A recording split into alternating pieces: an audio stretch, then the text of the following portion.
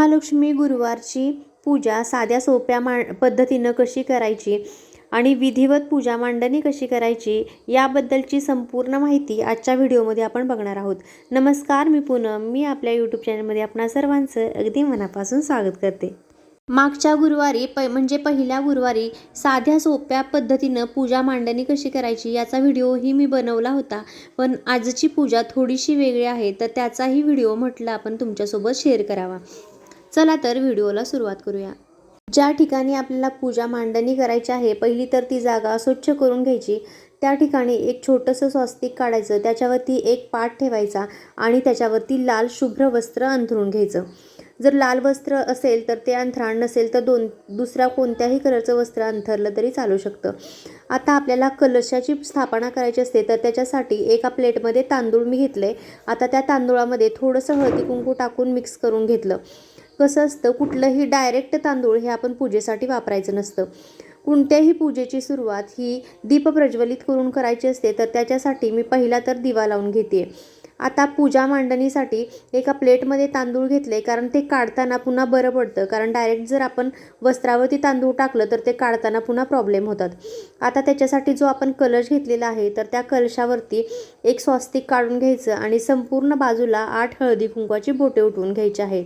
त्याच्यानंतर त्या तांब्यामध्ये 80% इतकं पाणी भरायचं, कारण नारळ ठेवल्यानंतर पुन्हा ते पाणी सांडू नये म्हणून। आता त्या पाण्यामध्ये हळद कुंकू टाकून घ्यायचं आहे। त्याच्यामध्ये 1 रुपयाचं नाणं, एखादं फूल किंवा सुपारी, ह्या सगळ्या गोष्टी टाकून घ्यायच्या।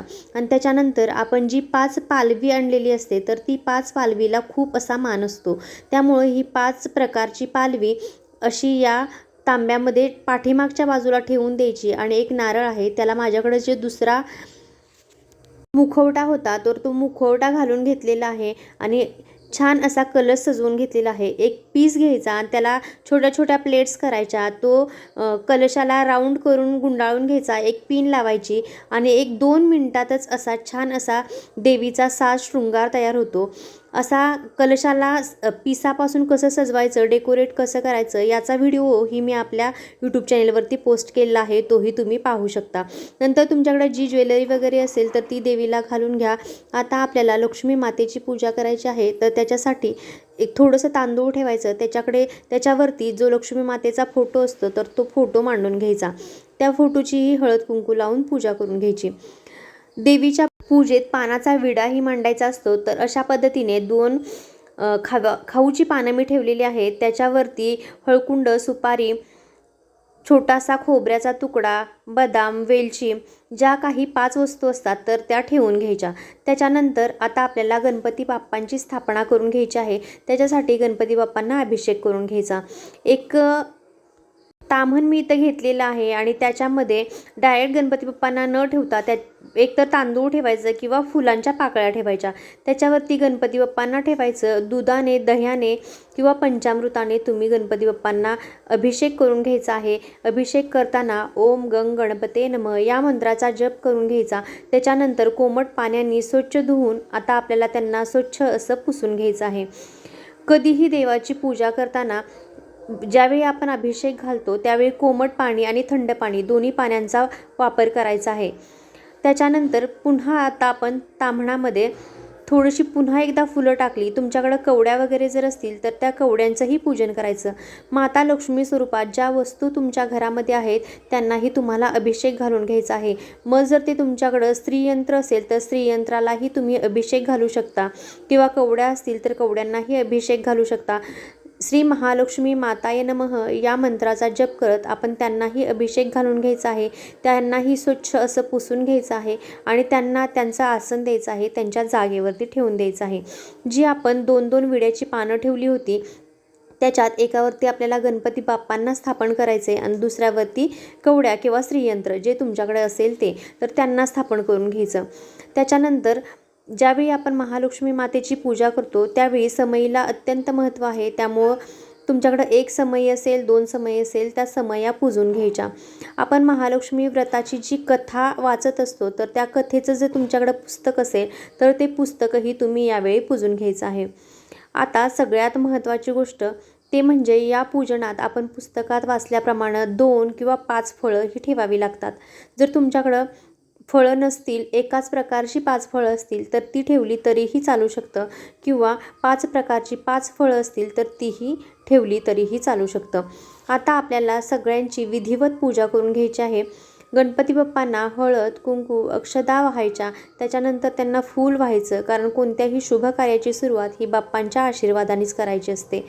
त्याच्यानंतर पुन्हा आपण महालक्ष्मी मातेचा फोटो किंवा ज्या कवड्या आहे, श्रीयंत्र आहे, त्यांचीही विधिवत हळद, कुंकू, अक्षता, फुलं वाहून पूजा करून घ्यायची आहे.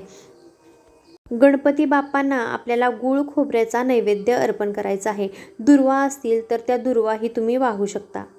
पूजेची मांडणी करताना प्रत्येक वेळी एक एक देव ठेवत त्यांची पूजा केली तरीही चालू शकते, किंवा पहिल्यांदा मांडणी करून घ्या आणि त्याच्यानंतर सगळ्यांची एकत्रित पूजा केली तरीही चालू शकतं. लक्ष्मी मातेचा जो आपण कलश मांडलेला आहे त्यालाही हळद, कुंकू वाहायचं, त्याचीही विधिवत पूजा करून घ्यायची, फुलं वाहायची आणि त्यांनाही मनोभावे नमस्कार करायचा. लक्ष्मी मातेला कमळाचं फूल अतिशय प्रिय आहे. जर तुम्हाला कमळाचं फूल मिळालं तर वाहा, नाही तर लाल कलरची जी जास्वंदीची फुलं असतात तर ती मिळाली तर तुम्ही अवश्य वाहा, कारण लक्ष्मी मातेला लाल कलरचं फूल हे वाहिलं जातं, तिला ते अतिशय प्रिय आहे. कापसाचं वस्त्र ही वाहायला विसरायचं नाही. फोटोला, कलशाला, गणपती बाप्पांना, जे आपण देवदेवता पूजलेली आहे त्या सगळ्यांना कापसाचं वस्त्र वाहून घ्यायचं आहे. जर तुमच्याकडं फुलं असतील तर फुलांनी छान असं डेकोरेशन करा. पाकळ्या असतील, पाकळ्यांनीही डेकोरेशन केलं तरीही चालू शकतं. त्याच्यानंतर धूप, दीप लावून आपल्याला सर्वांची मनोभावे पूजा करून घ्यायची आहे. कापूरही अवश्य जाळा. जर तुमच्याकडे भीमसेनी कापूर असेल तर भीमसेनी कापूर लावा, जर नसेल तर साधा कापूर लावला तरीही चालू शकतं, कारण कापरामध्ये निगेटिव्हिटी दूर करण्याची ताकद असते आणि कापूर जाळणं हे अतिशय महत्त्वाचं आहे. त्याच्यानंतर जी तुम्ही 5 प्रकारची फळं आणलेली आहेत किंवा 1 प्रकारची 5 फळं, तर ती 5ही फळं मांडून घ्यायची आणि त्याच्यानंतर आपल्याला नैवेद्य दाखवून घ्यायचा आहे. तर देवीच्या नैवेद्यामध्ये काय ठेवायचं? देवीला दूध साखरेचा नैवेद्य किंवा खिरीचा नैवेद्य दाखवला जातो, जो लक्ष्मी मातेला अत्यंत प्रिय आहे. त्यामुळे तुम्ही दूध साखरेचा किंवा खिरीचा नैवेद्य दाखवू शकता. घंटा असेल तर ती घंटाही पूजून घ्यायची. चारी बाजूंना दिव्यांनी तुम्ही आरास करू शकता. आणि सगळ्यात महत्त्वाची गोष्ट ती म्हणजे रांगोळी. रांगोळी काढायला अजिबात विसरायचं नाही. कुठलीही पूजा ही रांगोळीशिवाय अपूर्ण असते. अशा साध्या सोप्या पद्धतीने लक्ष्मीची पूजेची मांडणी करू शकता. ही मांडणी शक्यतो सकाळच्या दिवशी करा, म्हणजे घरातील वातावरण हे प्रसन्न राहतं आणि दिवसभर पूजा आपल्या घरात राहते. तसंच आज दत्त जयंतीही आहे, त्यामुळं घरातलं मंगलमय वातावरण राहण्यासाठी लक्ष्मी मातेची पूजा ही सकाळीच एनर्जी राहते, नकारात्मकता दूर होते आणि आपल्या कोणत्याही कामात आपल्याला प्रसन्न वाटत असतं. हे लक्ष्मी मातेचं व्रत सुवासिनी स्त्रिया किंवा कुमारिका कोणीही करू शकतं, पण खूप मनोभावे जर तुम्ही हे व्रत केलं तर त्याचं फळ आणि प्रचिती हे आपल्याला नक्कीच येत असते. झालेली सेवा लक्ष्मी मातेचरणी अर्पण. व्हिडिओ आवडला असेल तर व्हिडिओला लाईक करा आणि चॅनेललाही सबस्क्राईब करायला विसरू नका. धन्यवाद.